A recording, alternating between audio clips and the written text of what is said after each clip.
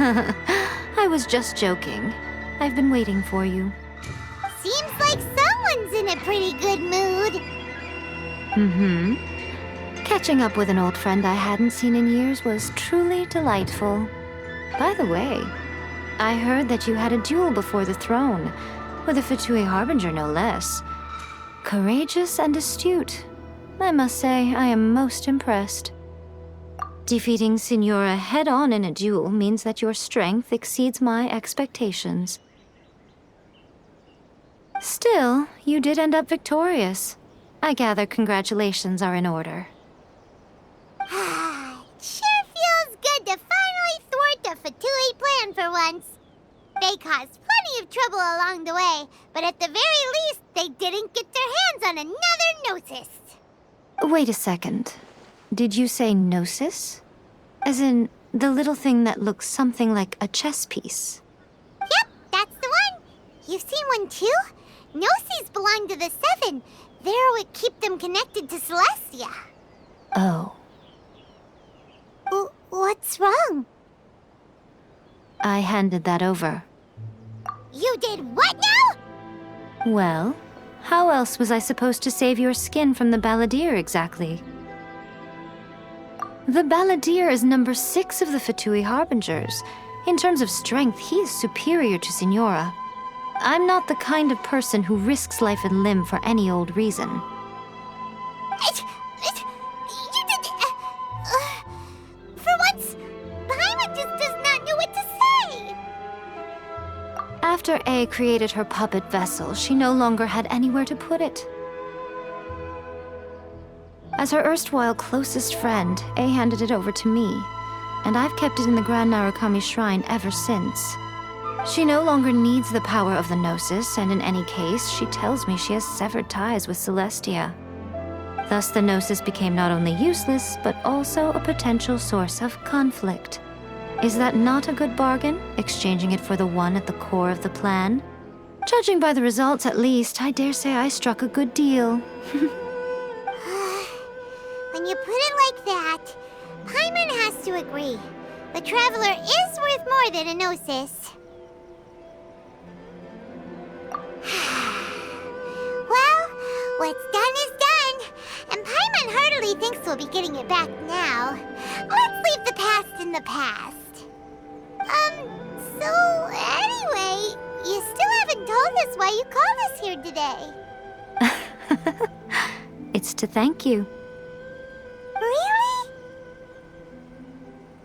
You intend to travel all over Teyvat, and the time has come for the Inazuma leg of your trip to come to an end, has it not? As a mark of my gratitude, I will answer any questions you may have about the road ahead or the events of the past. What would you like to know about? That puppet was built with technology that has been lost to time. Perhaps she, as a god, is the only one privy to the knowledge of its origins. Still, there's one other thing on this topic that I suspect you may be curious to know. Before A began modifying her own godly form, she took it upon herself to create a prototype puppet. So, you mean there are 3 Raiden Shoguns? No. The prototype was merely a proof of concept. Its appearance and intellect were not based on A. It was a test. The original plan was for A to simply discard it. But perhaps A thought this to be too cruel, because in the end she chose only to seal the power within it. Later, this puppet wandered Inazuma as an ordinary human male with his own consciousness, until the Fatui took an interest in him. Ugh! Not the Fatui! Some eccentric geniuses in the ranks of the Fatui made adjustments to the prototype, not only unsealing his power, but very likely rendering him even more formidable than his original specifications. The object of divine creation is now the one who has taken possession of the Gnosis, and the prototype puppet is now known as the Balladeer. What a crazy story! It is, isn't it? Who can say whether it's coincidence or destiny? I'm surprised an outlander like you is aware that there was once a change of Electro Archon. Few citizens of Inazuma are aware of this. Morax told us. He said that the Electro Archon Ball has passed away. Yes. The truth of the matter is that there were two twin gods, Baal and Beelzebul. Twin gods? They won the Archon War together, and when Baal established the shogunate, Beelzebul became her Kagemusha, or shadow warrior. In other words, she acted as Baal's body double. Beelzebul is A, with whom we are now both acquainted. Baal's name was Makoto. As far as the world was aware, there were not two, but one. They complemented each other, and they ruled Inazuma jointly, so there was no need for the public to know the truth. In fact, the name Baal and the title of Raiden Shogun was understood to refer to both of them. Right up until... Until what? Makoto died several hundred years ago in a war that I was not personally involved in. Since then, A has assumed the shogunate. Losing her sister must have been super hard on A. That was when A began to change. Makoto was her greatest loss. Paimon feels like she understands A a lot better now after finding that out. So what kind of god was Makoto? I didn't spend a great deal of time with her, but my impression was she was a gentle god, who in each moment cherished the beauty of what was before her. Wow!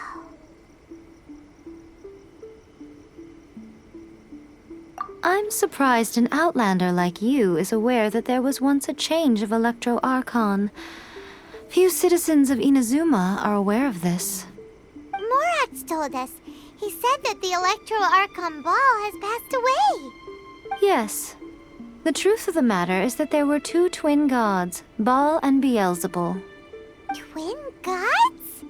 They won the Archon War together, and when Baal established the shogunate, Beelzebul became her Kagemusha, or shadow warrior. In other words, she acted as Baal's body double. Beelzebul is A, with whom we are now both acquainted. Baal's name was Makoto. As far as the world was aware, there were not two, but one. They complemented each other, and they ruled Inazuma jointly, so there was no need for the public to know the truth. In fact, the name Baal and the title of Raiden Shogun was understood to refer to both of them. Right up until... Until what? Makoto died several hundred years ago in a war that I was not personally involved in. Since then, A has assumed the shogunate. Losing her sister must have been super hard on A. That was when A began to change. Paimon feels like she... I didn't spend a great deal... Wow!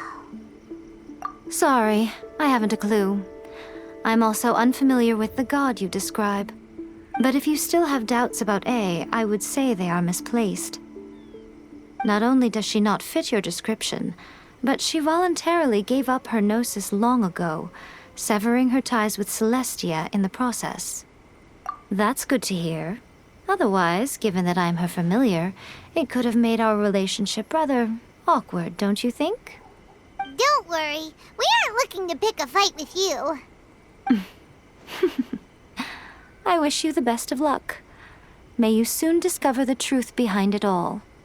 As for your sister's whereabouts, I will use all the resources at my disposal to investigate it, and I will also borrow some of Ayato's people from the Shiumatsuban. I'll let you know if I find out anything. Consider it part of my means of thanking you. After leaving Inazuma, I think it would be easiest for you to go to Sumeru. Ooh, Sumeru! We've run into loads of scholars from there on our journey so far. Yes, well, Sumeru is the land of the god of wisdom, where the quest for wisdom and knowledge is never-ending.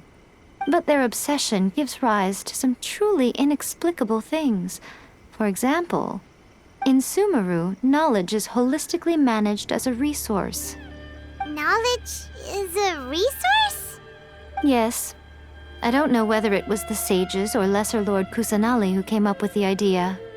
Lesser Lord Kusanali? That's a cute name. Oh, you haven't heard. Lesser Lord Kusanali is the deity in whom the people of Sumeru place their faith. It's their chosen term of endearment for her. I'm sure you must have some things to discuss with her, too. I wish you all the best. Are you sure? Okay, then. Oh, Traveler, do you still have the omamori I gave you? Keep it safe. Is that all you intend to do with it? There was me thinking that you might hang it around your neck to show off to the world, telling everyone who inquired that it was given to you by none other than Yae Miko, the wise and beautiful. Who in their right mind would do that? Okay, I'll stop. Now, a question for you. Traveler, what is your ambition? I see. But that is merely a small goal, based on what preoccupies you here and now. Your ambition should be something that transcends the world below and the starry sky above. Something that shines in unison with fate itself. Perhaps the reason you do not possess a vision is that such an ambition has yet to be engendered within you. It's a possibility. Continue on your journey, and maybe that moment will come to pass. Narukami, please.